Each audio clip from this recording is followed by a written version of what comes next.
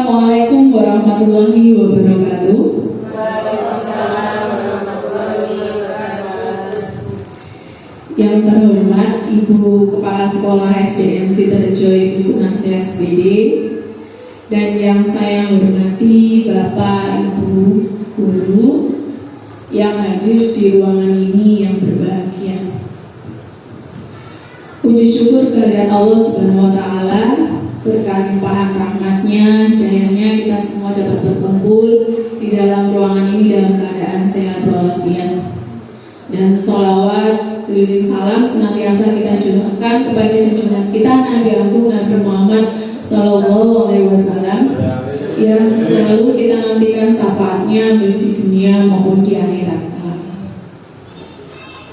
Sebelumnya, saya ingin mengucapkan ribuan terima kasih kepada Ibu Kepala Sekolah. Dengan dukungan dari beliaulah acara pada pagi hari ini dapat berjalan untuk 1 jam ke depan. Dan saya juga ingin mengucapkan terima kasih kepada Bapak Ibu guru yang mana di tengah kesibukannya menyempatkan diri untuk hadir memenuhi undangan saya dalam ruangan ini dalam rangka diseminasi modul 1.4 mengenai budaya positif. Nah, Bapak Ibu, sebelum saya memulai kegiatan ini, saya ingin memperkenalkan diri. Saya Rahmawati, saya dari SDN Sidoarjo. Saya berdiri di sini sebagai calon guru penggerak angkatan 7 dari Kabupaten Blora, Provinsi Jawa Tengah.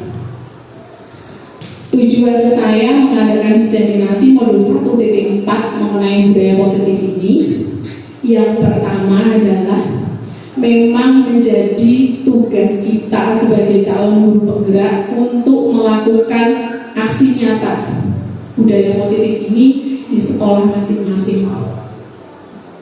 Yang kedua, saya ingin berbagi sedikit ilmu dengan Bapak Ibu guru semua dari apa yang telah saya peroleh, apa yang saya pelajari dari pendidikan guru penggerak.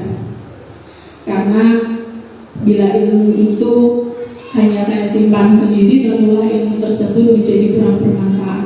Jadi alangkah baiknya meskipun sedikit berbagi, ya Bapak Ibu ya. Yang ketiga, tujuan saya mengadakan ini adalah ingin melakukan kerjasama dengan Bapak Ibu guru semua, karena budaya positif ini akan kita lakukan di sekolah kita. Jadi kalau hanya ada 1 atau 2 yang melakukan, tentulah budaya positif tersebut tidak akan berjalan. Jadi kita sama-sama bekerja sama, saling berkolaborasi untuk menciptakan budaya positif ini di sekolah kita. Dan saya berdiri di sini bukan berarti saya lebih pandai dari Bapak Ibu atau saya lebih banyak ilmu dari Bapak Ibu, tapi di sini kita sama-sama belajar, sama-sama ingin meningkatkan kemampuan kita untuk membuat sekolah kita ini menjadi lebih baik. Jadi kita sama-sama saling sharing saja ya Bapak Ibu ya.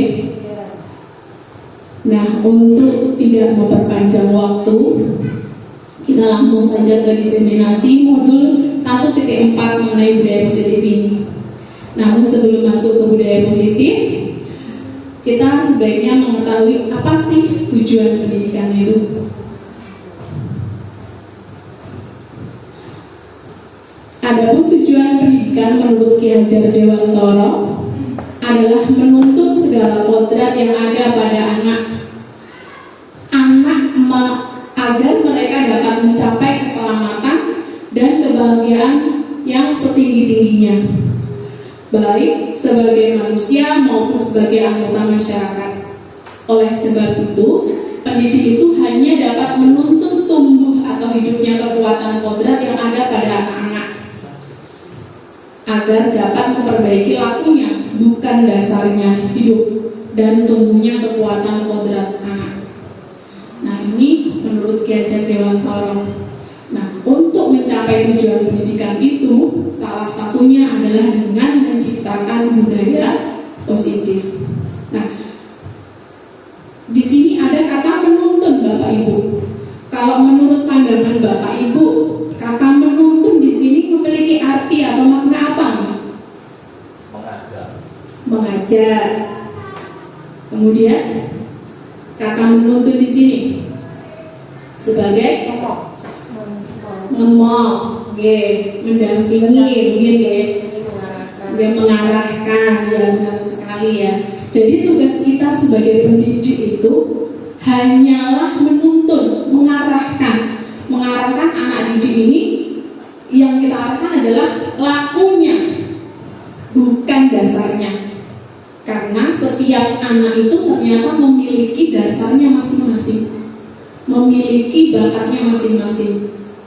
Jadi di sini anak itu ada dua kodrat.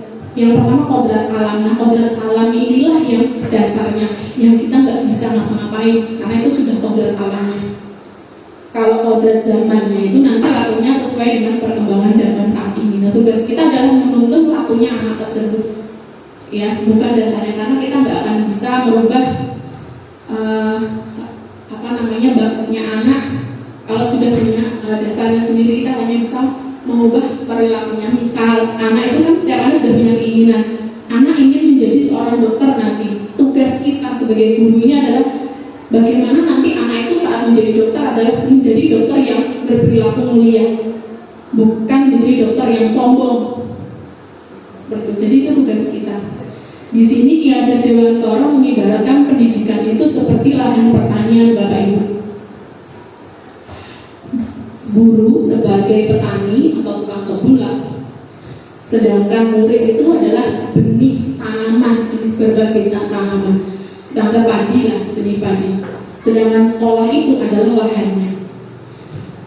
Misal kita menyamai benih padi itu di lahan yang subur, yang penuh dengan pelayanan yang baik, kemudian dapat sinar matahari yang baik, mendapat perawatan, perhatian dari petani, maka padi tersebut pasti akan tumbuh menjadi padi yang unggul, meskipun padi tersebut dari benih yang bukan varietas unggul.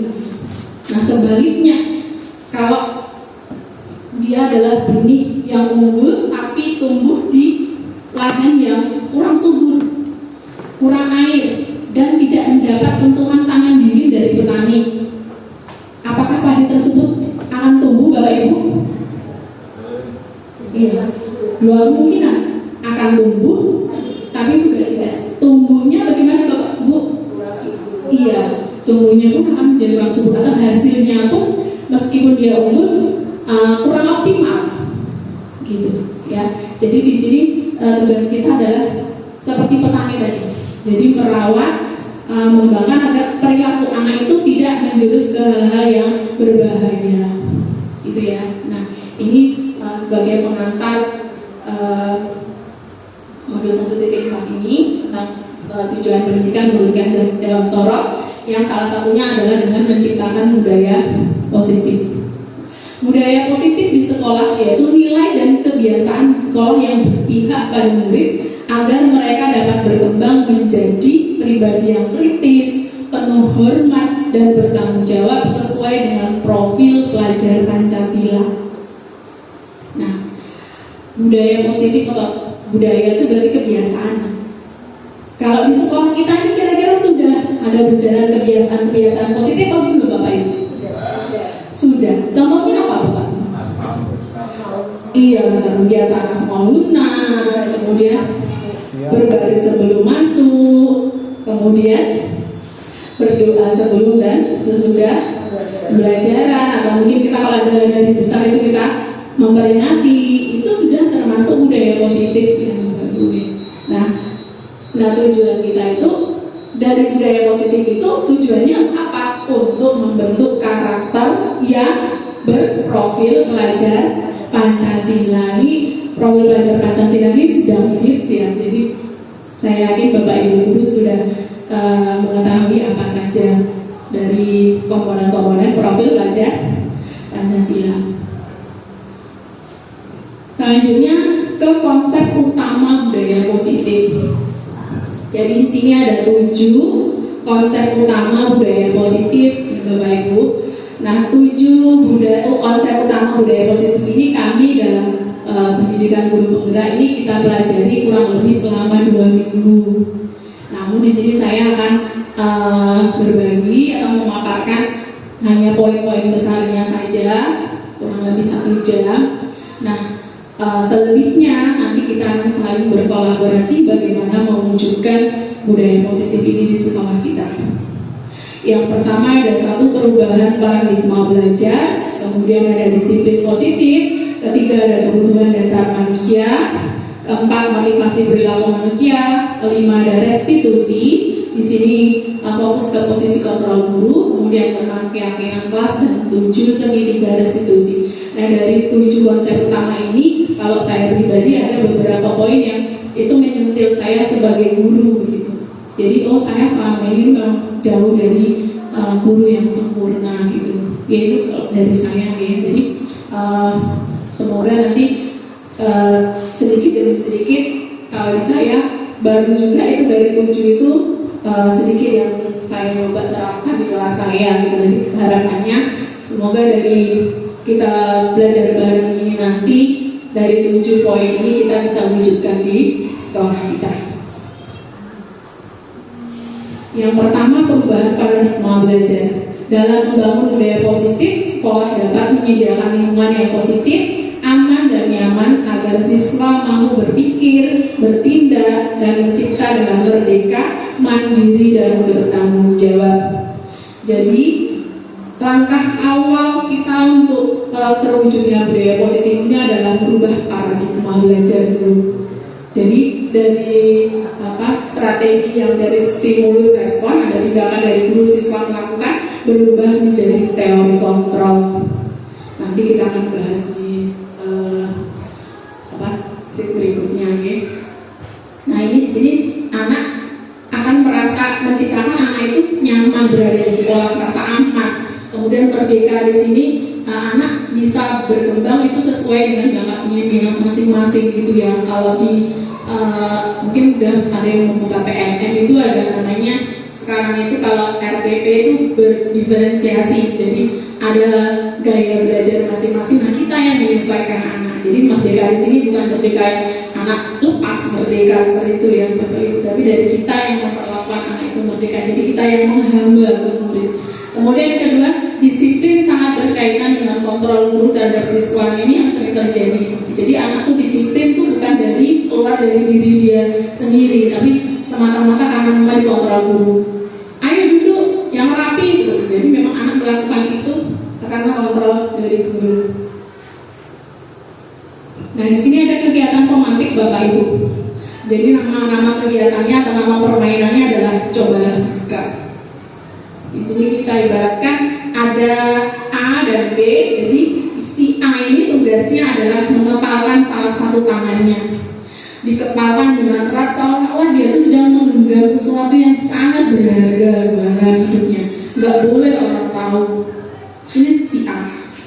Sedangkan si B tugasnya adalah mencoba membuka kepalan tangan si A dengan merayu, dengan membujuk, atau mungkin menggelitik, atau mungkin dengan cara kasar, dengan mengancam atau menghardik, supaya si A ini mau membuka kepalan tangannya.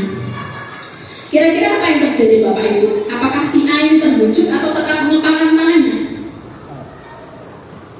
Apakah dia akan ikut membuka tangannya? Ada yang mengepalkan, tetap mengepalkan, ada juga yang membuka, tergoda. Nah, bagi anak yang masih tetap mengepalkan tangannya, berarti dia mempunyai kontrol diri yang kuat dalam dirinya, tetap mempertahankan apa yang digenggamnya. Ya, dia mau diiming-imingi apa, dia nggak tergoda, tetap mempertahankan kepalan tangannya. Itu kontrol dari dalam dirinya. Kemudian kalau dia membuka, bukan berarti si B ini bisa mengontrol si A. Ya, kalau dia membuka bukan berarti berarti si B ini berhasil dalam mengontrol si A, memberikan ini tidak, Bapak Ibu.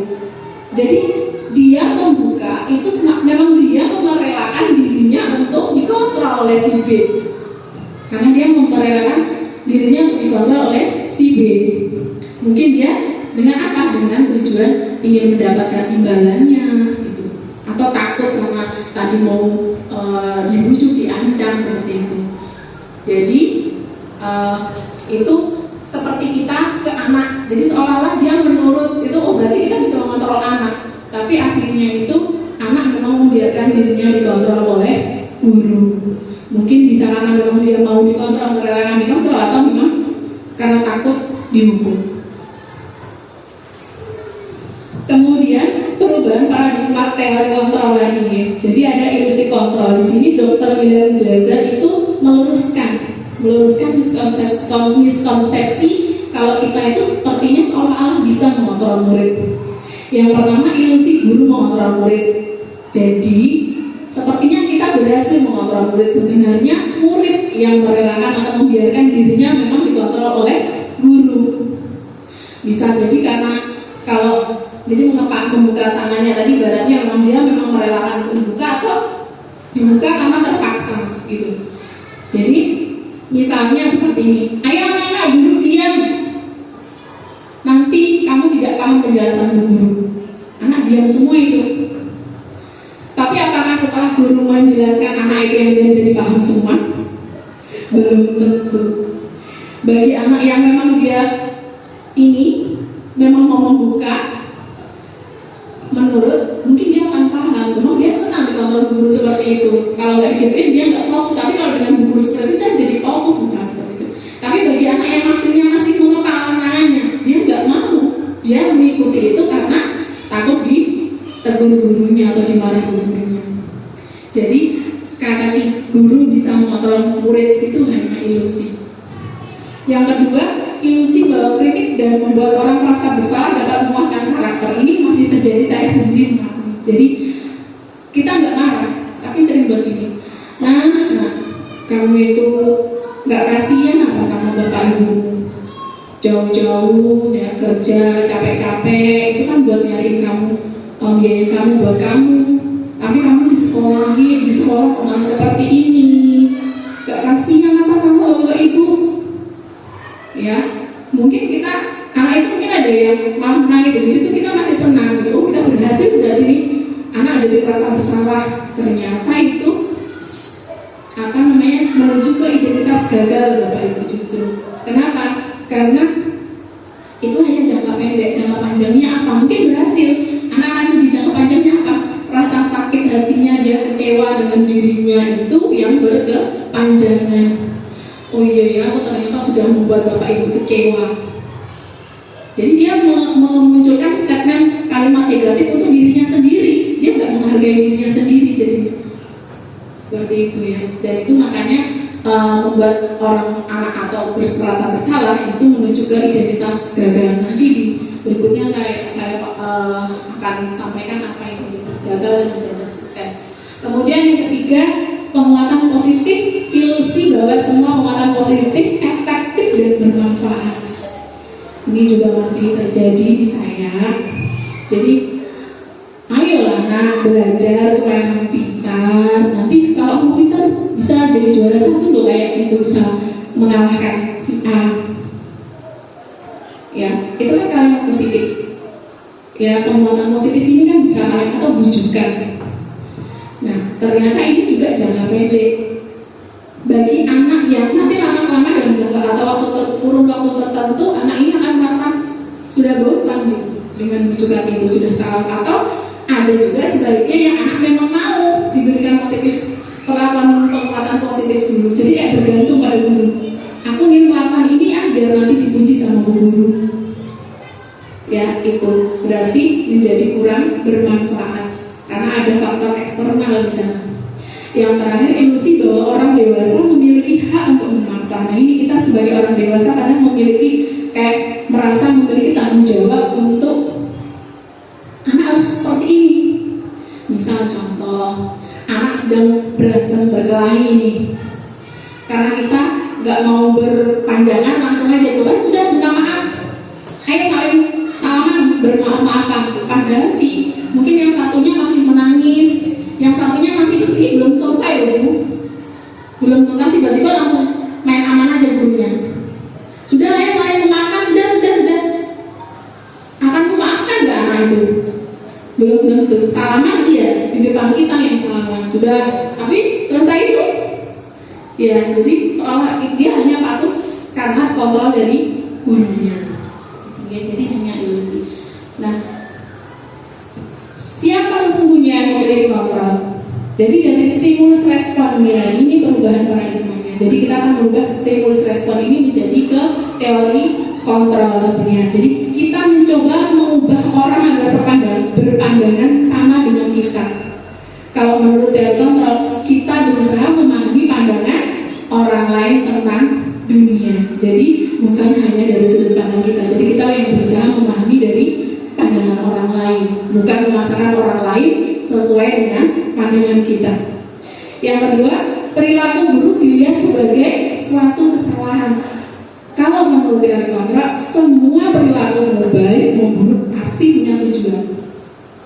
Orang melakukan kejahatan itu punya tujuan kok. Anak usil itu punya tujuan. Jadi semua itu pasti memiliki tujuan. Orang lain bisa mengontrol saya, yang sebenarnya hanya Anda sendiri yang bisa mengontrol diri Anda. Bedanya Anda merelakan diri Anda dikontrol oleh orang lain. Itu beda. Saya bisa mengontrol lain tadi ya, tidak bisa, orang lain tidak bisa mengontrol kita. Pemaksaan ada pada saat rujukan gagal. Saat kita meminta anak seperti ini nggak mau, pasti kita akan memaksa harus seperti ini. Kemudian mode berpikir menangkal. Kalau dalam stimulus respon ini yang terjadi pada umumnya ini ada menang, ada kalah. Tapi untuk mengubah paradigma ini ada teori kontrol, itu pilihannya hanya berpikir menang dan menang. Kemudian yang kedua ada disiplin positif.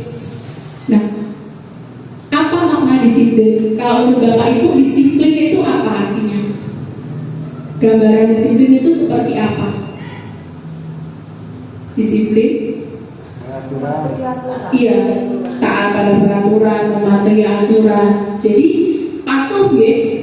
Jadi selama ini kita makna disiplin itu pasti berhubungan dengan kepatuhan ataupun ketidaknyamanan.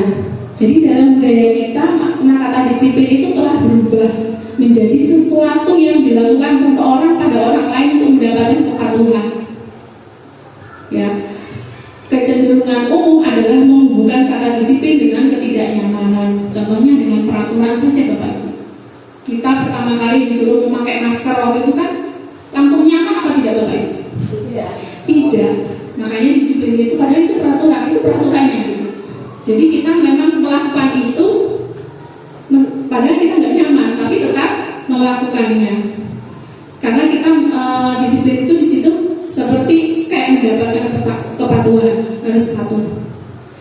Ya, sebenarnya disiplin itu adalah kemampuan memerintah diri sendiri dalam mengontrol dan menguasai diri untuk memilih tindakan yang mengacu pada nilai-nilai yang kita hargai dengan penuh tanggung jawab tanpa diperintah dari orang lain. Jadi kayak tadi memakai masker, itu nilai yang kita hargai apa? Kita memakai masker itu tujuannya untuk apa? Untuk apa kita harus pakai masker? Atau mungkin kenapa kita harus pakai helm? Apa karena takut Pak polisi? Iya. Salah satunya ya. Tapi nilai yang di sana sebenarnya adalah nilai keselamatan. Misal ada apa-apa, kalau kita pakai helm kan itu untuk melindungi kepala. Kita pakai masker juga seperti itu untuk kesehatan. Jadi nggak usah diperintah orang lain, kita otomatis akan pakai. Kita berkendara motor nggak usah disuruh, pakai helm, sudah pakai.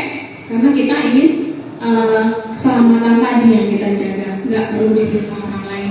Nah di sini kita sebagai pendidik, tujuan kita adalah menciptakan anak-anak yang memiliki disiplin diri sehingga mereka bisa berperilaku dengan mengacu pada nilai-nilai kebajikan universal dan memiliki motivasi intrinsik bukan ekstrinsik. Jadi tadi ya, kita pakai anak-anak pakai masker itu karena ingin menjaga kesehatan, bukan karena disuruh guru. Ya nanti kalau ada guru tak lepas. Kayak pakai helm juga sama, nanti kalau ada Pak Polisi tak lepas harus. Tapi kalau ada razia nanti tak pakai. Jadi tugas kita seperti itu. Jadi anak itu tahu kebutuhan belajar karena memang dia butuh. Kalau nggak belajar dia misalnya nggak bisa, bukan karena takut oleh guru, atau mungkin pakai atribut lengkap kalau hari Senin itu nggak usah diperintah guru, tapi dia sendiri sudah kalau mau hari Senin harus memakai atribut lengkap. Nah, disiplin positif merupakan salah satu cara menerapkan disiplin yang bertujuan untuk menumbuhkan kesadaran serta memberdayakan anak untuk melakukan sesuatu tanpa sogokan, ancaman maupun hukuman. Jadi kemauan diri sendiri. Nah, ini tugas kita untuk memunculkan intrinsik atau internal dalam diri anak supaya dia itu melakukan sesuatu itu bukan karena orang lain, tapi memang karena dirinya sendiri. Ketiga, kebutuhan dasar manusia. Jadi hubungannya dengan disiplin tadi, anak-anak itu kita harus mengetahui kebutuhan dasar manusia. Jadi realitas atau kebutuhan setiap orang itu berbeda.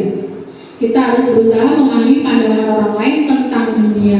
Setiap orang memiliki gambaran yang berbeda. Seperti tadi, karena nggak ada yang bisa mengontrol diri kita selain kita sendiri, kecuali kita membiarkan diri kita dikontrol oleh orang lain. Nah, kebutuhan dasar manusia itu yang pertama adalah survival atau bertahan hidup.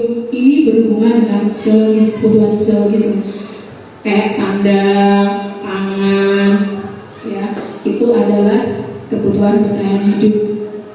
Yang kedua adalah kebutuhan kasih sayang atau rasa diterima.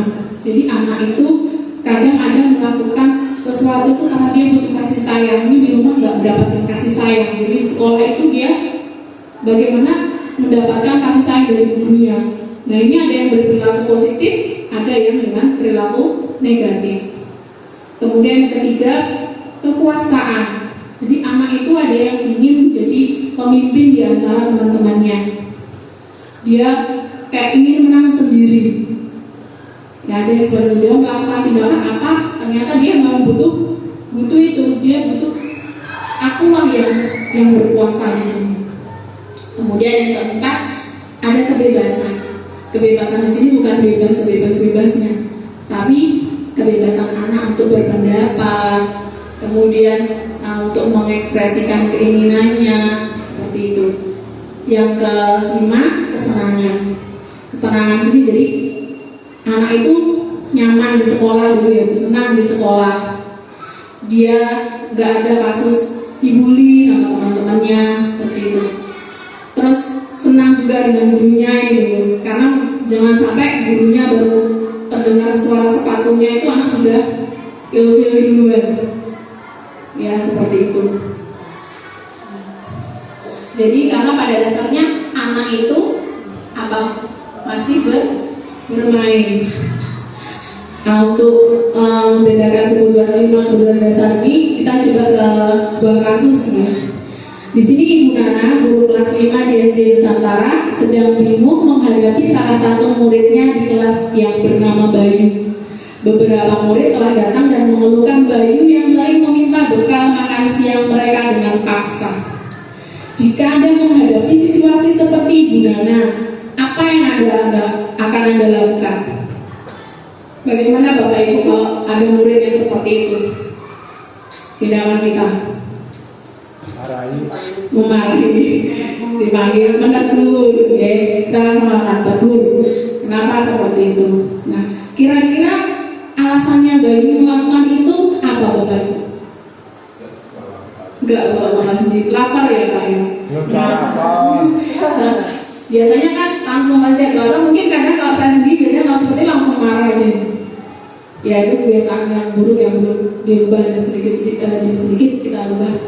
Jadi kalau ada masalah anak dalam penerapan disiplin positif itu, sebaiknya Ibu Nana itu menerapkan atau berusaha mengetahui ada 5 kebutuhan dasar tadi yang mana sih yang yang ingin dipenuhi oleh Bayu dengan melakukan tindakan tadi, meminta bekal temannya. Yang pertama kita coba Bayu lapar dan orang tuanya tidak membawakannya bekal makan siang di Pak Udin ya. Jadi itu berarti dia ingin berusaha memenuhi kebutuhan bertahan hidupnya, kebutuhan survivalnya. Berarti bagaimana kita menghadapinya seperti itu.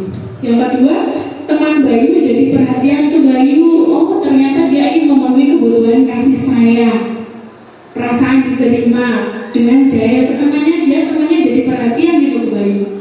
Yang awalnya nggak mau lihat jadi perhatian. Yang ketiga, Bayu merasa hebat karena temannya jadi takut dan menuruti keinginannya. Jadi dia melakukan itu karena ingin menunjukkan kekuasaannya. Biar teman-temannya jadi takut dan baru lihat Bayu dari jauh itu udah, Bayu datang.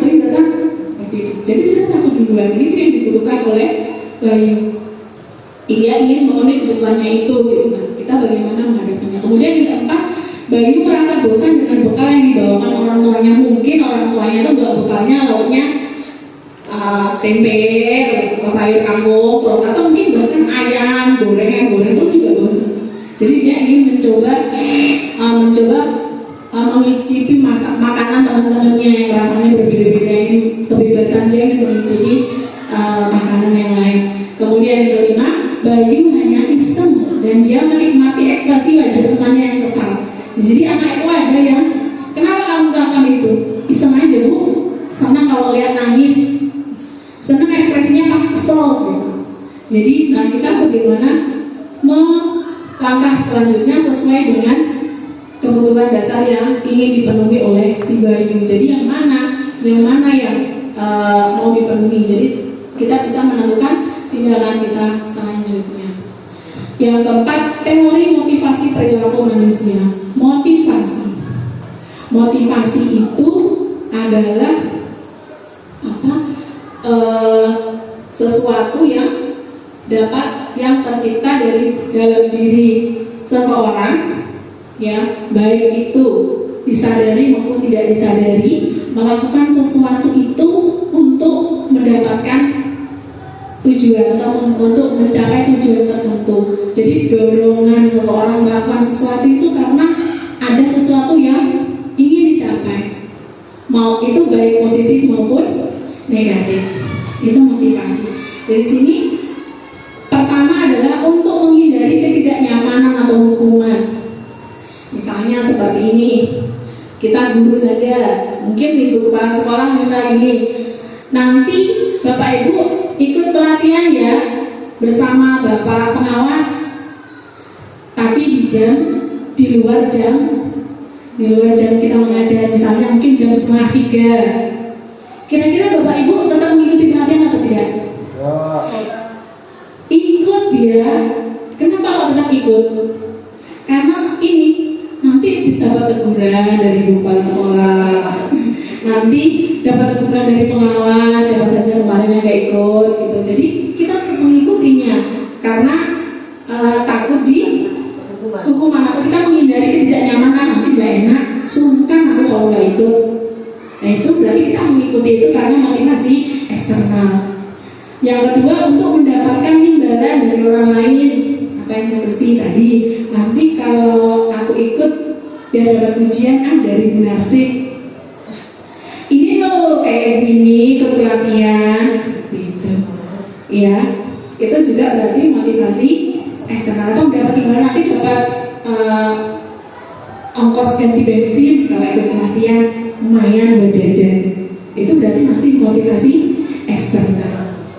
Kemudian yang ketiga adalah untuk menghargai diri sendiri. Nah, semoga kita semua itu sudah termasuk ke dalam yang ketiga ya Bapak Ibu. Jadi untuk menghargai diri sendiri. Jadi kita mengikuti pelatihan itu bukan karena Bu Narsih, bukan karena takut sama pengawas, bukan karena ingin imbalan, tapi karena kita ingin menambah pengetahuan baru, pengalaman baru.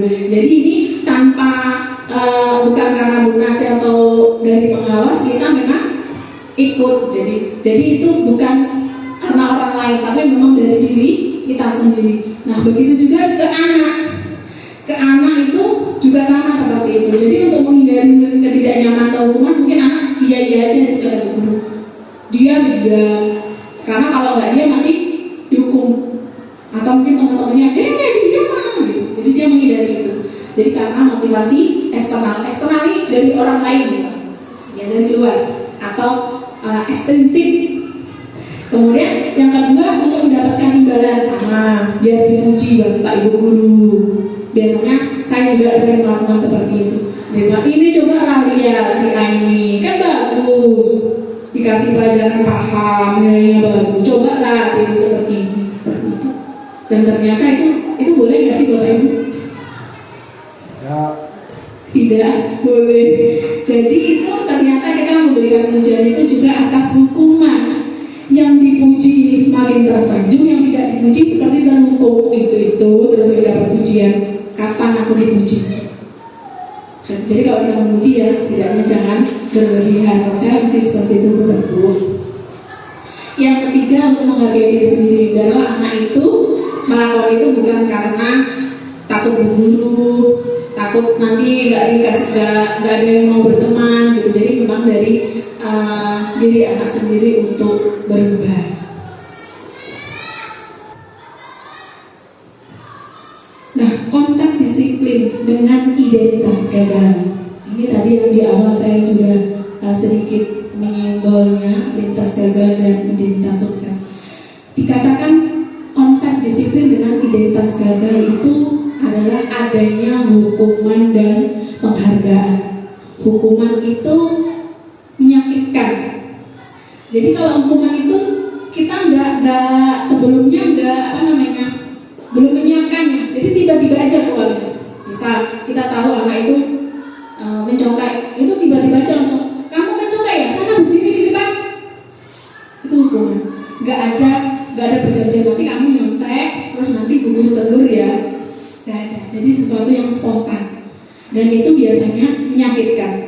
Misal anak terlambat, kita hukum di luar aja jangan masuk. Jadi hukumannya itu tidak nyambung dengan kasusnya atau masalahnya. Anak terlambat kok malah disuruh keluar, rugi 2 kali dong. Udah ketinggalan, malah disuruh keluar, nggak dapat pelajaran. Itu hukuman. Tidak nyaman dalam jangka waktu yang panjang. Seperti saya sendiri lah. Itu sampai sekarang masih ingat itu Bapak Ibu guru saya yang suka menghukum. Jadi dalam jangka waktu panjang kita ingat Bapak itu dulu saya pernah begini. Hukuman jangkanya panjang. Kemudian murid menjadi takut, murid menyembunyikan kesalahan. Jadi semakin kita keras, dan biasanya hukuman itu nggak mungkin. Ayo nak, kamu berdiri di depan, nggak mungkin. Pasti kita menggunakan kalimat yang keras atau menghardik. Itu hukuman. Anak bukan semakin hadir, bukan semakin jujur, malah semakin takut. Dia akan menyembunyikan kesalahannya. Kemudian murid menjadi rendah diri. Sering kita hukum di depan kelas. Otomatis anak menjadi malu dengan teman kelasnya. Nah sekarang yang penghargaan bedanya. Ternyata penghargaan ini tidak selamanya positif, jadi tidak efektif. Jadi seperti tadi. Jadi boleh jatuhnya anak itu melakukan sesuatu karena ingin mendapatkan penghargaan. Jadinya larinya kemana? Motivasi eksternal atau internal, Bapak Ibu? Eksternal, ya. Jadinya dia melakukan itu karena ingin mendapatkan hadiah, ya seperti itu. Jadi kemudian merusak hubungan. Misalnya yang dapat juara itu saja, gitu. Jadi ada merusak hubungan, iri dari teman sekelasnya. Nggak mungkin itu nggak akan dimunculkan, Bapak. Jadi kita yang dari sini kita dari sudut pandang kita. Kemudian mematikan kreativitas anak yang sudah juara 1 di SD kita ini, karena dia terus yang dapat juara 1. Udah itu di situ aja, dia udah stuck di situ aja. Gini aja aku juara 1. Dia nggak ada kepikiran untuk gimana meningkatkan kemampuannya biar juara 1-nya itu nggak hanya di lingkup sekolahnya. Kemudian yang keempat adalah menghukum dengan sistem ranking. Ini kenapa sebabnya kita sekarang ini sudah mulai tidak ada ya, di rapor itu sudah tidak muncul ranking anak. Ya itu sebenarnya ternyata menurut teori ini penghargaan melalui sistem ranking ini juga dapat menjadi hukuman bagi anak yang dapat juara juga, kemudian yang tidak dapat lebih-lebih. Jadi seperti di masyarakat itu ada orang tua yang merasa gagal, malu anaknya nggak dapat ranking. Ketemu yang ditanya, ranking berapa anakku bu? Gak dapet, masa mau gimana? Kan ada rasa malu dari orang tuanya. Kemudian merasa gagal mendidik anaknya. Dan kalau yang bagian juara 1, dia seperti ini. Dia besok harus menjadi juara 1 lagi. Kalau misalnya nggak dapat juara, loh kenapa kok nggak juara 1? Jadi menjadi beban buat dia untuk mempertahankan juara 1-nya. Bagaimana kalau bisa berubah ternyata di semester selanjutnya dia akan merasa terhukum, tersakiti. Kenapa kok nggak lagi juara 1? Jadi itu sebabnya sistem ranking sekarang sudah dihilangkan. Itu termasuk identitas gagal. Sekarang ke konsep disiplin dengan identitas sukses, yaitu dengan menggunakan konsekuensi dan restitusi. Nah, konsekuensi ini apa Bapak Ibu? Konsekuensi ini sama dengan seperti sanksi ya. Kita membuat keyakinan atau kesepakatan nanti kalau kamu nggak mengerjakan PR berarti nggak usah istirahat ya. Ada konsekuensinya yang sudah disepakati dengan siswa. Anak sudah tahu. Jadi bukan seperti hukuman tadi yang mendadak. Jadi anak sudah tahu. Lupa mengerjakan PR berarti nanti nggak istirahat. Misalnya itu sudah disepakati. Ya. Tidak nyaman bagi murid dalam jangka waktu pendek. Tidak nyamannya saat itu dia nggak bisa istirahat. Ya saat itu saja. Jadi jangka waktu pendek. Kemudian penguatan bersifat jangka pendek juga sama. Jadi saat itu, jadi nggak dalam jangka panjang. Perlu monitoring secara terus-menerus dari guru. Jadi misalnya dia menumpahkan air, bagaimana dia harusnya mengepel, itu perlu guru tuh ngasih tahu, dipantau terus-menerus oleh guru, diingatkan. Kemudian adanya stimulus dan respon. Ada guru yang mengingatkan, kemudian siswa yang melakukan. Dan murid menghormati peraturan. Konsekuensinya apa tadi kalau nggak mengerjakan PR? Peraturannya adalah anak tidak istirahat. Jadi menghormati peraturan. Jadi masalahnya tidak selesai. Solusinya apa? Tidak ada. Jadi dari konsekuensi itu hanya menghormati peraturan. Peraturan yang sudah dibuat bersama. Okay. Kemudian restitusi. Nah ini Bapak Ibu, restitusi ini saya pelajari, saya dapatkan memang dalam modul 1.4 ini. Jadi restitusi itu adalah mengajak murid bertanggung jawab atas perilakunya. Misal tadi menumpahkan air. Jadi kita melakukan tanya jawab dengan murid. Tadi ngapain ya? Terus tumpahin air bu. Lah berarti itu bagaimana? Solusinya bagaimana? Gitu. Jadi ada menciptakan anak untuk tanggung jawab mungkin dengan saya bersihkan bu, saya lap bu gitu. Kemudian kedua fokus pada pemecahan masalah jangka panjang. Jadi itu tadi itu dapat membuat anak itu tidak hanya mematuhi peraturan atau konsekuensi yang ada gitu. Jadi memang dia memecahkan masalahnya itu dengan mengelak. Kemudian kita tanyain murid menghormati dirinya dan orang lain. Jadi mungkin sebelum itu anak menjawab gini, terus yang kamu lakukan apa? Minta maaf bu. Benar, cukup dengan minta maaf masalah selesai. Jadi harus ada solusi. Siapa yang mencari solusi? Anak itu sendiri. Ya, anak itu sendiri. Atau anak juga mengetahui identitas dirinya bahwa semua orang bisa melakukan kesalahan itu. Bisa saja orang lain juga menumpahkan air begitu. Jadi dia biar gak menghukum dirinya sendiri, jadi menghormati. Kemudian di sini ada teori kontrol dirinya, pengendalian dirinya tadi ya. Jadi tidak hanya stimulus dari guru, stimulus dan respon, tapi berubah menjadi teori kontrol. Kemudian murid bersemangat memperbaiki kesalahan. Kayaknya di sini guru nggak langsung marah, nggak marah. Ternyata saya menumpahin air, guru nggak marah ya, tapi saya malah dikasih tahu ditanya gimana cara saya menyelesaikan masalah tersebut. Gitu. Gak kalau marahin. Gitu. Kemudian hukuman dan sanksi. Di sini ada kasus Bapak Ibu Hani kurang menguasai pelajaran matematika, sehingga pada saat pelajaran tersebut berlangsung, dia lebih banyak berdiam diri atau menggambar di buku pelajarannya. Pada saat guru memberikan pertanyaan padanya, Hani jadi gugup dan tidak sengaja menjatuhkan tasnya dari kursi, serta tiba-tiba menjadi gagap pada saat berupaya menjawab. Seluruh kelas pun tertawa melihat perilaku Hani yang bicara tergagap dan terkejut tersebut. Budia selaku guru membiarkan teman-temannya Hani menertawakan Hani yang tergagap dan malu luar biasa, dan malahan minta Hani untuk maju ke depan dan berdiri di depan kelas sambil menunjuk hidungnya karena tidak bisa menjawab pertanyaan Budia. Kelas pun makin gaduh dan anak-anak pun tertawa melihat Hani di depan kelas memegang ujung hidungnya. Apakah Anda setuju dengan tindakan Budia terhadap Hani, Bapak Ibu? Tidak. Ya. Mengapa kok tidak setuju? Ya, karena perilaku Budia ini tadi hukuman atau konsekuensi?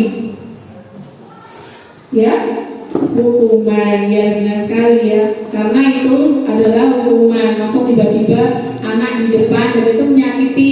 Tentunya Hani di sini justru semakin merasa rendah diri, malu, udah diketawain, malah sama bu guru disuruh ke depan. Jadi di situ menjadi hukuman bukan konsekuensi. Nah di sini misalnya untuk membedakan hukuman atau konsekuensi, mencatat 100 kali di dalam buku kalimat saya tidak akan terlambat lagi karena terlambat ke sekolah. Ini hukuman atau konsekuensi, Bapak Ibu? Hukuman. Lari mengelilingi lapangan basket 2 kali karena terlambat hadir di sekolah, hukuman atau konsekuensi? Hukuman.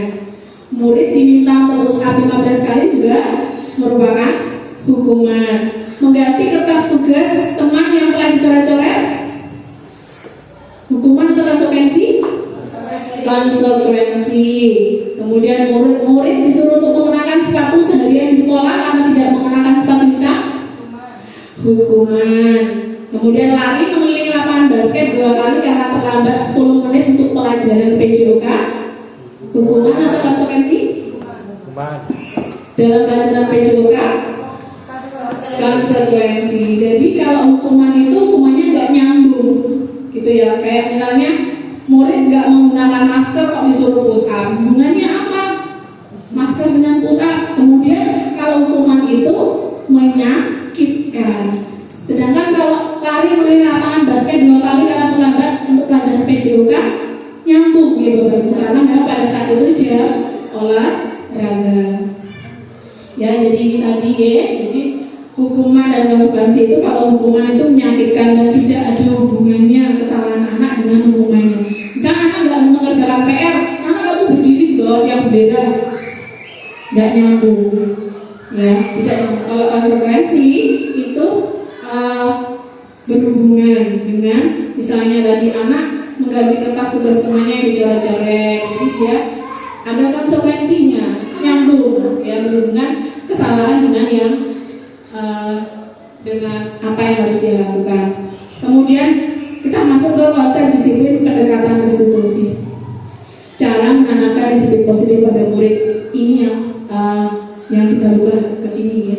Jadi restitusi itu merupakan proses menciptakan kondisi bagi murid untuk memperbaiki kesalahan mereka, sehingga mereka bisa kembali pada kelompok mereka dengan karakter yang lebih kuat. Di sini dosen 2004. Jadi restitusi ini tujuannya bukan menghukum murid, menyalahkan murid, tapi ingin membuat murid itu nanti kembali setelah dari kita panggil misalnya, itu dia dengan perasaan nggak malu, tidak seperti Hani tadi ya. Jadi belum lama-lama apa dia sudah rendah diri, sudah malu karena sudah dipojokkan di depan teman-temannya. Nah ciri-ciri restitusi itu bukan menebus kesalahan, tapi belajar dari kesalahan. Misalnya dia terlambat, kita tanya kenapa? Salahnya apa? Saya terlambat. Lagi tanya kenapa kok terlambat? Tidak apa-apa terlambat, guru juga pernah terlambat. Jadi gak hanya kamu toh yang pernah terlambat, tapi kamu kenapa terlambat? Ya, terus bagaimana memperbaiki hubungan, tawaran bukan paksaan. Jadi kita kasih tawaran, bagaimana kamu mencari dari kamu terlambat tadi. Kenapa? Menuntun untuk melihat ke dalam dirinya, kenapa kok bisa terlambat? Mungkin begini, kalau kamu terlambat itu berarti kamu sudah melanggar keyakinan kelas yang mana, melanggar mana. Mungkin dibuatnya keyakinan kelas itu harus datang tepat waktu. Nah, solusinya bagaimana? Gitu. Fokus pada karakter, bukan tindakan. Karakter yang kita fokusnya adalah karakter, bukan tindakan kita hukum atau anak langsung pusat seperti itu. Tapi karakter anak, bagaimana dia mencari solusi atas masalah keterlambatannya.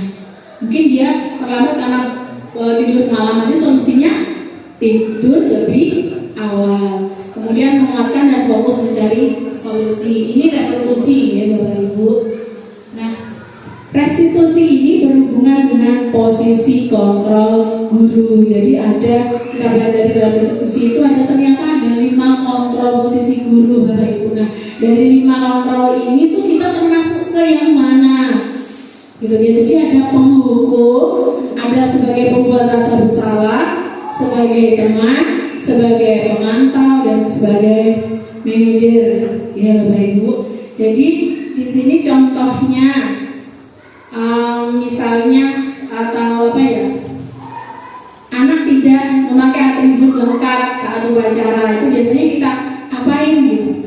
Misalnya suruh berdiri, berarti berdiri di situ kita sebagai penghukum ya, atau membuat rasa besar. Jadi kita lebih mudah untuk memahami, langsung ke sini saja ya Bapak Ibu. Jadi untuk posisi guru tadi ada 5, posisi penghukum dan pembuat rasa bersalah di sini termasuk ke dalam identitas yang gagal. Karena itu pertama juga kontrol dari luar, jadi anak melakukan itu karena dari orang lain. Yang pertama, kalau penghukum itu dari kita berbicaranya saja itu sudah berbeda. Kalau kamu tidak melakukannya, awas ya, atau sana kamu berdiri di depan. Jadi dari kalimatnya saja kita sudah berbeda. Dan hasilnya anak mungkin bisa memberontak atau menurut seperti itu. Kemudian untuk membuat rasa bersalah, kita menyampaikan dengan lemah lembut, tetapi kalimatnya kalimat negatif yang membuat anak merasa bersalah. Seharusnya kamu jangan seperti ini ya, ibu kecewa sama kamu. Kalau ngomongnya, tapi nyakitin, itu membuat rasa bersalah. Kenapa dia termasuk ke dalam identitas gagal. Yang selanjutnya teman. Teman itu kita ngomongnya halus sambil bercanda, mungkin ayolah bantu ibu lakukan ini, kalau nggak nanti ibu malu lah sama kepala sekolah. Kamu kok nggak tertib sendiri sih? Ayolah besok jangan bilang lagi ya. Seperti itu untuk sebagai teman. Kemudian kalau pemantau di sini itu hampir sama seperti kelarunya ke konsekuensi tadi. Jadi anak itu tidak pakai lengkap ini satu pacaran, kita langsung gini, kamu kenapa? Gak lengkap bu, salahnya gak lengkap. Kalau gak lengkap berarti apa? Berdiri bu di depan. Nah itu konsekuensinya. Jadi tugas sebagai pemantau hanya seperti itu, hanya tanya anak itu biar ingat sama peraturannya. Kalau dia seperti ini berarti apa yang harus dia lakukan, yaitu memantau. Jadi sesuai catatan datanya. Atau kita melakukan, oh ini anak ini pintar, baik, itu bagus, karena kita lihat dari catatan yang ada di kita. Kemudian itu juga itu berhasil Bapak Ibu, itu termasuk identitas sukses kita sebagai teman ataupun pemantau anak. Namun itu masih dari motivasi eksternal atau ekstrinsik dari orang lain. Anak melakukan itu karena dia kasihan sama bu guru, nanti bu guru ditegur ibu kepala sekolah, ini muridnya kok itu terus yang maju ke depan. Seperti tadi aku kasihan sama bu guru, jadi aku tertib. Kemudian di sini yang diharapkan kita semua Bapak Ibu guru menjadi atau menduduki posisi kontrol sebagai manajer, karena ini menjadi identitas yang berhasil. Anak menghargai diri sendiri bukan dari orang lain. Nah ini untuk posisi manajer ini berkaitan erat dengan restitusi tadi ya Bapak Ibu. Jadi kalau anak salah itu gak langsung di tanah berdiri gitu, lari keliling lapangan. Jadi ditanya, kita mengadakan pertanyaan, jadi anak jawab. Jadi tadi apa kesalahan kamu? Saya nggak mengerjakan PR Bu. Ya apa-apa. Tapi kira-kira kalau om nggak mengerjakan PR itu berarti kamu sudah melanggar keyakinan kelas yang mana? Terus kemudian solusinya apa?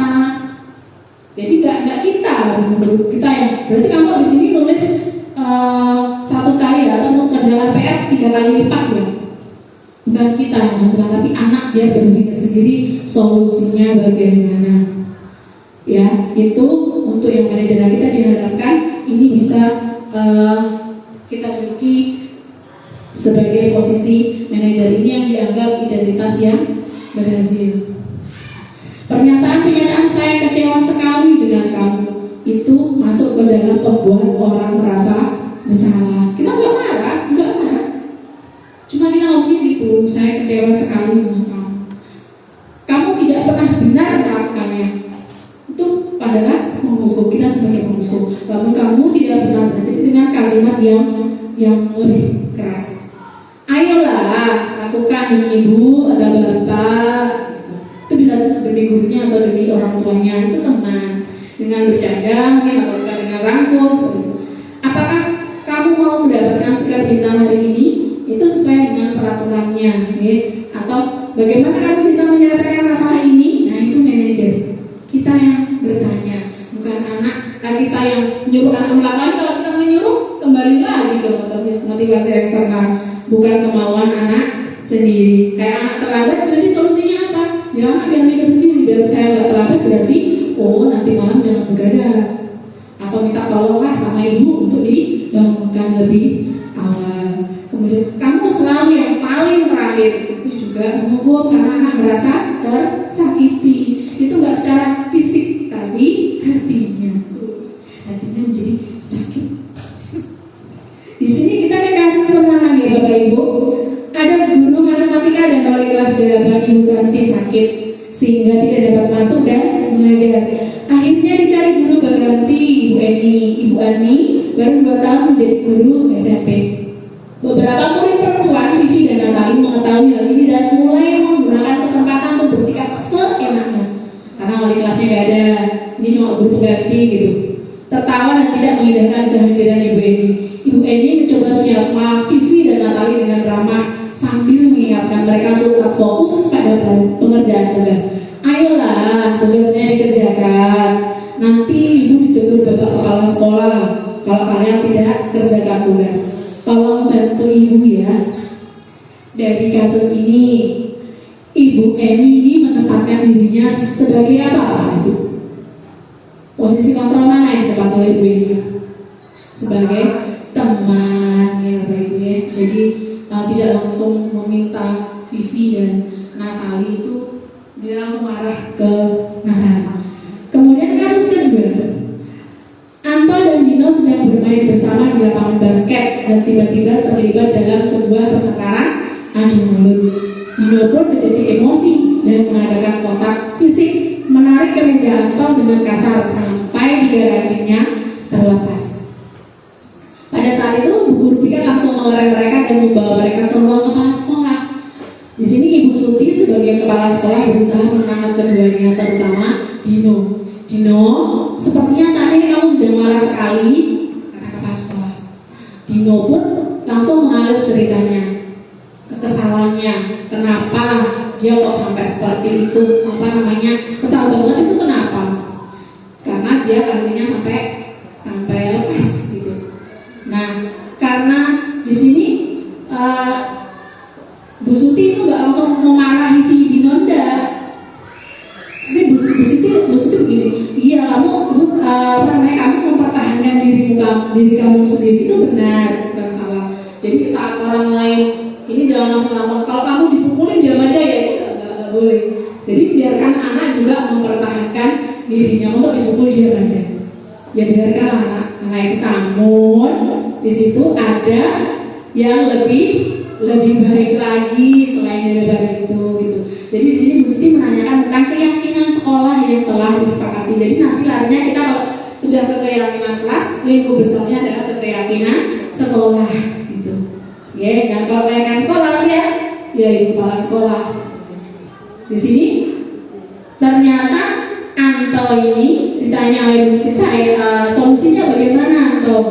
Dino ini kancingnya lepas desa. Ayo di sini Anto menjawab, saya perlu kancing saya diperbaiki ya karena tadi ditarik oleh Dino begitu ya untuk memperbaiki kancing yang terlepas itu bagaimana? Ibu Suti menanya si Dino bagaimana solusinya Dino ini kancingnya yang terlepas loh gitu. Jadi Bu Suti di situ nggak langsung menyuruh Dino tanggung jawab, tapi membiarkan Dino untuk berpikir bagaimana cara mengatasinya. Nanti panjang ya Bapak Ibu. Jadi akhirnya itu Dino mau mengikuti ada pelatihan diajari cara memasang kancing begitu. Jadi nanti atau sendiri yang memasang kancingnya nanti dibantu Bapak Ibu gurunya. Setelah itu baru Anto dan Dino akhirnya rukun kembali. Jadi seperti itu ya Bapak Ibu. Jadi di sini posisi Ibu Suti sebagai kepala sekolah ini kontrolnya sebagai apa Bapak Ibu? Manajer ya, karena tidak langsung ngejudge anak tapi ditanyakan dulu salahnya apa, masalahnya apa, solusinya apa. Anak sendiri yang menentukan solusinya. Tadi di awal saya juga sudah sedikit-sedikit membahas keyakinan kelas ya Bapak Ibu. Apa sih keyakinan kelas? Ya, mengapa keyakinan kelas bukan peraturan kelas? Ya, jadi menurut dosen itu kalau keyakinan itu akan lebih memotivasi seseorang dari dalam intrinsik. Seseorang akan lebih bersemangat untuk menjalankan keyakinannya daripada hanya sekedar mengikuti peraturan. Pertanyaan otomatiknya, mengapa kita memiliki peraturan harus menggunakan helm bila mengendarai kendaraan beroda 2? Tadi nilainya adalah untuk keselamatan. Mengapa kita memiliki peraturan 3M, menggunakan masker, mencuci tangan, menjaga jarak 1,5 meter? Nilai keyakinannya adalah kesehatan. Jadi kita tadi ya Bapak Ibu, karena kita sudah meyakini nilai-nilai universalnya, nilai umumnya yaitu keselamatan. Untuk menjaga keselamatan diri sendiri ya kita lah yang menjaga, masa orang lain gitu. Jadi bukan karena orang lain tapi karena diri sendiri. Nah, budaya positif dari awalnya dari peraturan kelas. Dari peraturan itu kelas itu lingkupnya kecil ya, kemudian ke keyakinan kelas. Nanti dari keyakinan kelas ini maka akan terbentuk lingkungan positif. Kemudian dari lingkungan positif akan ranahnya menjadi budaya positif yang lebih luas. Ini yang kita harapkan bisa kita wujudkan dalam sekolah kita ya Bapak Ibu. Jadi perbedaan peraturan dan keyakinan. Kalau peraturan itu mungkin di kelas Bapak Ibu sudah ada ya, kamu tidak boleh ini, tidak boleh itu peraturan ya. Biasanya menggunakan kalimat yang negatif, tidak boleh, jangan, dilarang membuang sampah pada tempatnya, itu peraturan. Nah, kalau selalu kembalikan buku ke tempatnya, keyakinan kelasnya apa? Tanggung jawab. Dilarang mengganggu orang lain, keyakinan kelasnya apa? Menghormati orang lain. Hadir di sekolah 15 menit sebelum pembelajaran dimulai, ini juga menghormati orang lain dan komitmen. Jadi kalau keyakinan kelas itu tidak perlu dibuat panjang-panjang kalimatnya, tapi hanya sesuai nilai-nilai universalnya. Jangan berlari di depan kelas atau koridor, itu peraturan. Nilai keyakinannya adalah untuk keselamatan ataupun keamanan. Pembentukan keyakinan kelas. Jadi Bapak Ibu sudah ada yang membentuk keyakinan kelas di kelasnya atau peraturan kelas ini ya. Ini kalau kita buka di PMM, ini kalau kita buat keyakinan kelas ini juga bisa Bapak Ibu. Kalau kita buat di PMM, ini nanti bisa dapat sertifikat ya. Pada topik apa? Pada topik disiplin positif. Ada ya Bapak Ibu di PMM. Jadi Bapak Ibu bisa melakukan ini di kelas Bapak Ibu. Ini tujuan mengadakan diseminasi pada hari ini adalah agar kita sama-sama bisa menerapkan atau membuat keyakinan kelas di kelasnya. Jadi keyakinan kelas ini bersifat lebih abstrak. Tadi ya menggunakan kalimat yang pendek dan banyak. Jadi kita sekali membuat keyakinan kelas, kita bisa pakai juga di PMM ya Bapak Ibu, karena kita sudah dibuat juga itu PMM-nya dihidupkan maksudnya dilakukan. Nah keyakinan ini kelas ini berupa pernyataan yang universal, saling menghormati, saling menghargai, hanya nilai-nilainya saja, itu tidak perlu panjang. Dan biasanya pernyataan keyakinan kelas itu menggunakan kalimat positif, tidak ada kata jangan atau dilarang, tidak boleh membuang sampah, itu bukan keyakinan tapi larinya ke peraturan. Kemudian bersedia meninjau kembali keyakinan kelas dari waktu ke waktu. Mungkin ada kejadian yang ternyata nggak ada di keyakinan kelas, kita bisa menambahkan kembali seperti itu. Ya, jadi ini dokumentasi saya melakukan membuat keyakinan kelas di kelas saya. Ini nanti bukti-bukti ini Bapak Ibu kalau membuat di kelasnya bisa difoto-foto Bapak Ibu atau di video. Nanti Bapak Ibu bisa upload di PMM.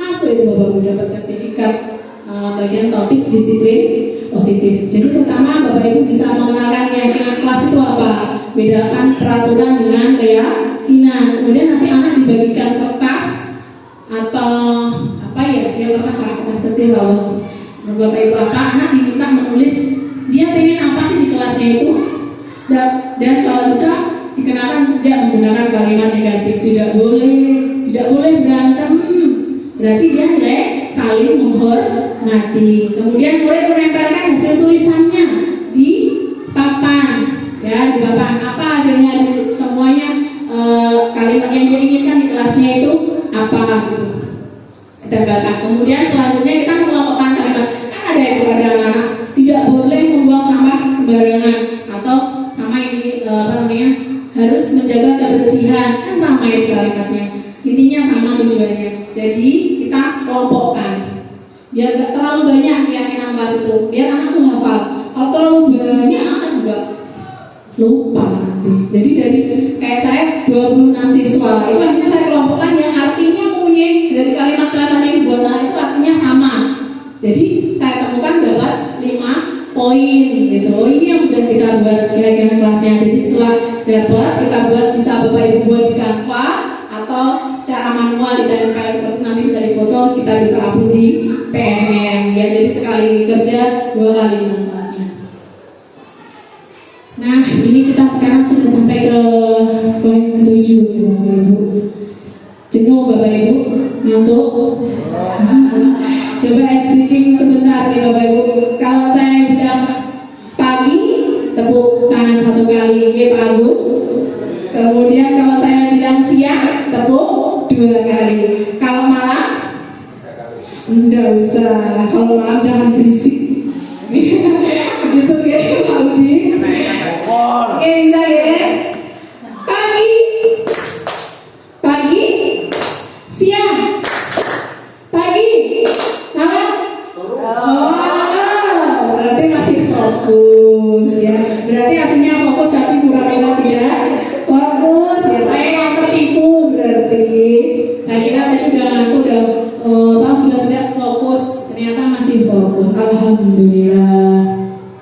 Nah, kita masuk ke segitiga restitusinya. Ini tadi restitusi sudah saya sampaikan di awal apa itu restitusi. Jadi kita ini juga segitiga restitusi ini bisa buat pilihan Bapak Ibu. Pilihan tadi kalau buat keyakinan kelas itu bisa juga kita pakai di PM-nya, atau Bapak Ibu milih membuat segitiga restitusi. Ini juga bisa di-upload di PM-nya Bapak Ibu. Lumayan dapat sertifikat. Sekali kita kerjakan langsung dapat sertifikat di PMM daripada nganggur PMM-nya ya Bapak Ibu. Segitiga restitusi itu ada 3 tindakan yang kita lakukan. Yang pertama adalah menstabilkan identitas. Jadi misal anak terlambat, itu kita tanya dulu, kesalahan apa yang telah kamu perbuat. Kita bukan langsung menyalahkan anak. Jadi kesalahan apa yang kamu perbuat. Jadi anak, saya terlambat Bu. Terus ya tidak apa-apa, yang pernah terlambat bukan hanya kamu saja, Bu guru juga pernah terlambat datang ke sekolah. Seperti itu. Jadi untuk mengatasi ini bagaimana kita masuk ke validasi kebutuhan. Kita bagaimana gitu mengatasi masalah kamu terlambat atau kenapa dari kamu terlambatnya sebabnya apa saja. Setelah ditanya, masuk ke keyakinan. Keyakinan kelas yang mana yang telah kamu langgar? Tadi misalnya tepat waktu, seperti itu. Nah, ditanya setelah anak sudah tahu yang dilanggar apa, kita tanya solusinya bagaimana kamu menghadapi kamu terlambat ini, solusinya apa? Mungkin anak jawab tadi, ya Bapak Ibu, saya tidak akan tidur malam, atau mungkin anak terlambatnya karena mainan HP. Oh, besok saya kurangi main HP-nya, main game-nya. Jadi segitiga restitusi ini yang mencetuskan adalah dia dosen. Ya, tujuannya adalah perancang ini adalah memudahkan para guru dan orang tua dalam melakukan proses untuk menyiapkan anaknya untuk melakukan restitusi bernama segitiga restitusi. Jadi ini bukan kita guru ke anak saja, ke murid saja nih Bapak Ibu, tapi juga kita sebagai orang tua ke anak. Jadi anak tuh biar mau terbuka sama orang tuanya, jangan malah takut. Nanti kejadian-kejadian di sekolah dia nggak berani cerita karena takut dimarah orang tuanya dulu. Jadi kita bisa menanyakan dulu, kasih pertanyaan, anak tahu kesalahannya, kemudian anak bisa mencari solusinya juga. Ini biar muncul dari dalam diri anak tersebut. Lanjut ke tahapannya. Pertama tadi menstabilkan identitas. Jadi tujuan kita menstabilkan identitas itu untuk membuat anak yang merasa gagal atau melakukan kesalahan tadi bisa menjadi positif terhadap dirinya, tidak menyalahkan dirinya. Tadi contohnya ya, kalau semua orang tuh berbuat salah itu manusiawi, termasuk gurunya juga sering melakukan kesalahan. Jadi gak hanya siswanya atau melakukan salah. Jadi di sini anak gak merasa dirinya kalau disalahkan. Kemudian anak itu tahu kalau bukan dia satu-satunya orang yang berbuat salah. Mungkin dengan kalimat apa gitu Bapak Ibu guru, yang penting jangan langsung menjudge anak lah ya. Jadi dibuat anak itu merasa pede dulu dengan dirinya. Kemudian validasi tindakan yang salah, menanyakan tujuannya adalah mengenali kebutuhan dasar yang ingin dipenuhi oleh siswa tersebut melakukan kesalahan. Jadi kamu pasti punya alasan mengapa melakukannya. Ya, tadi anak berantem karena apa? Karena dia merasa tidak terima, misalnya seperti itu. Jadi kita harus tahu dulu biar anak yang cerita, bukan kita langsung karena kita dapat dari orang lain ini sih ini langsung aja kita itu ke anak. Jadi kita tanpa mengetahui alasan anak terlebih dahulu. Kemudian ketika menanyakan keyakinan, ini kalau kita sudah membuat keyakinan kelas, kita akan bisa anak langsung ditanya keyakinan kelas apa gitu yang telah kamu langgar. Kamu ingin menjadi apa? Gitu. Kamu ingin seperti apa? Gitu. Atau sekalian menanyakan, nah solusinya bagaimana? Gitu. Kita hanya tinggal memberikan dukungan anak, bagaimana solusi yang akan ditemukan tadi, bagaimana cara melakukannya atau mengapresiasi solusi yang telah ditemukan oleh anak tersebut. Gitu ya Bapak Ibu. Nah di sini saya telah melakukan segitiga restitusi.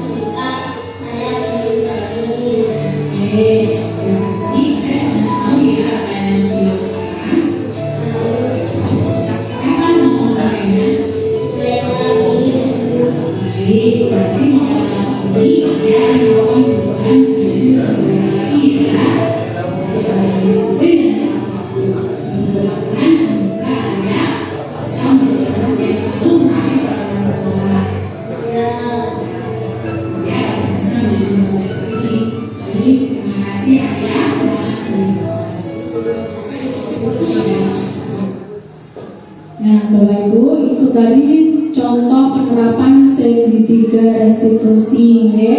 Nah ini dari 3 tindakan dalam penerapan segitiga restitusi tadi itu bisa kita lakukan. Nah, contohnya seperti itu kurang lebih Bapak Ibu. Kemudian nanti apa yang kita buat ini juga bisa Bapak Ibu pakai untuk tadi ke PMN juga bisa. Jadi langsung bisa 2 hasil. Nah, dalam rangka menciptakan lingkungan yang positif, maka setiap warga sekolah dan pemangku kepentingan perlu saling mendukung, menghayati dan menerapkan nilai-nilai kebajikan yang telah disepakati bersama. Tujuan mulia dari penerapan disiplin positif adalah agar terbentuk siswa yang berkarakter, berdisiplin, santun, jujur, peduli, bertanggung jawab dan merupakan pembelajar sepanjang hayat sesuai dengan standar kompetensi lulusan yang diharapkan. Ini dari kutipan dari Standar Pendidikan Nasional. Jadi Bapak Ibu, inilah sebenarnya tujuan utama dari sosialisasi saya pada pagi hari di siang pada hari ini, karena saya membutuhkan kerjasama dari Bapak Ibu, karena ini bukan untuk saya, bukan kepentingan saya sendiri, tapi memang untuk sekolah. Nah, kita mulai menggunakan budaya positif di sekolah, salah satunya adalah dengan memulai di kelas kita masing-masing. Jadi tidak kaget, anak pun tidak kaget dalam lingkungan yang kelas dari langsung ke keyakinan sekolah, tapi sudah kenal dulu dari kelasnya masing-masing gitu. Nah Bapak Ibu, ini sesi pembelajaran belajar bareng kita hari ini sudah sampai di penghujung. Apa yang ingin saya sampaikan telah saya sampaikan. Saya harapannya kita dapat sama-sama bekerja sama, berkolaborasi ya Bapak Ibu untuk menciptakan budaya positif ini di sekolah, karena ini tidak akan berjalan kalau hanya ada 1 atau 2 saja yang melakukan begitu ya. Dan ini dari saya sedikit ilmu yang bisa saya sharing, saya bagikan. Kurang lebihnya saya mohon maaf dan saya ucapkan terima kasih atas waktu yang telah Bapak Ibu luangkan untuk saya. Saya tidak bisa membalasnya, hanya Allah Subhanahu wa taala yang bisa membalasnya Bapak Ibu. Jadi urusannya tidak dengan saya tetapi dengan Sang Pencipta. Ya, terima kasih. Saya akhiri. Wassalamualaikum warahmatullahi wabarakatuh.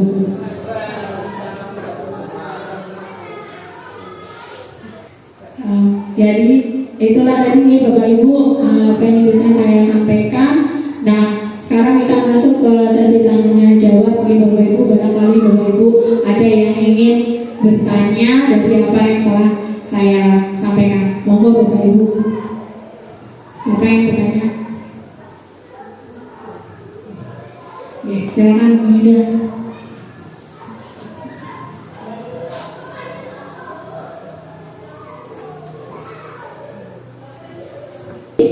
Saya di sini sangat mengapresiasi pemaparan dari Ibu Rahma. Banyak ilmu yang saya dapatkan, mulai dari hukuman, penghargaan, terus tadi ada konsekuensi, dan yang asing bagi kami yaitu restitusi. Nah, tadi kan Bu Rahma memaparkan tentang 5 posisi kontrol. Nah, saya tertarik dengan salah satunya yaitu sebagai pemantau. Tadi Bu mantau itu seperti kita hanya memantau, menilai. Yang saya tanyakan, apa perbedaan dari pemantau dengan restitusi? Gitu Ibu. Terima kasih. Wassalamualaikum warahmatullahi wabarakatuh. Waalaikumsalam warahmatullahi wabarakatuh. Terima kasih Bu Yuda atas pertanyaannya.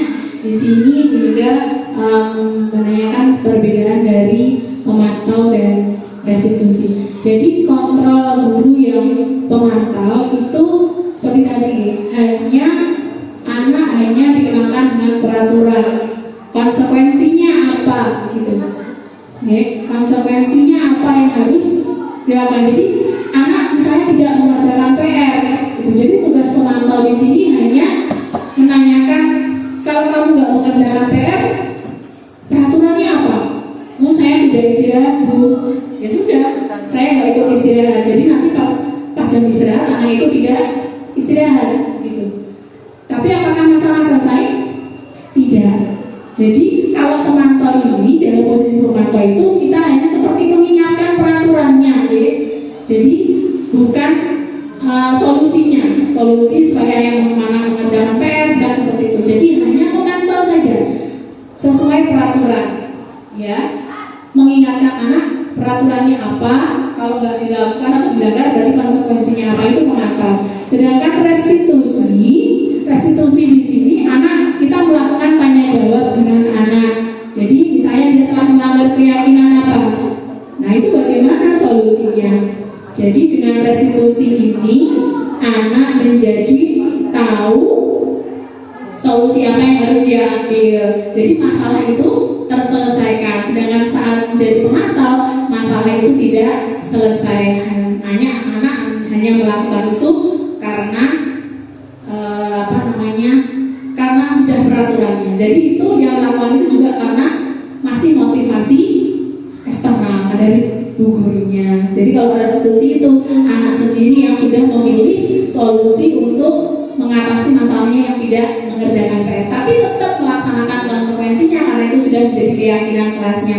Misalnya seperti itu. Tapi dia sendiri yang menyelesaikan atau mencari solusinya. Jadi itu perbedaan posisi pemantau dengan restitusi, ya Bunda, ya. Bagaimana? Cukup? Oke. Ada lagi Bapak Ibu? Cukup, ya. Ya, terima kasih ya Bapak Ibu atas perhatiannya. Kurang lebihnya saya ucapkan mohon maaf. Terima kasih. Saya akhiri. Wassalamualaikum warahmatullahi wabarakatuh.